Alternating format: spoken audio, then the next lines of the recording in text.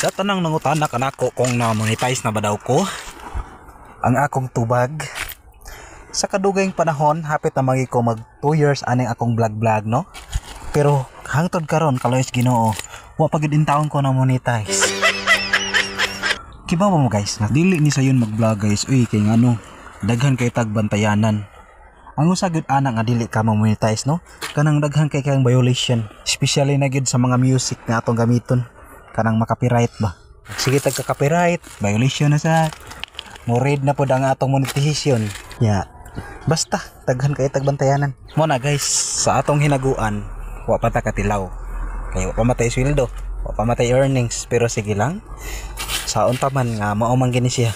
Kung gusto kang makakwarta, kinahanglan gyud og pasensya. Maong pa-support sad guys. Uy, paki-follow, like and share sad para maka-experience pud ta sa katas sa atong hinaguan. Yeah.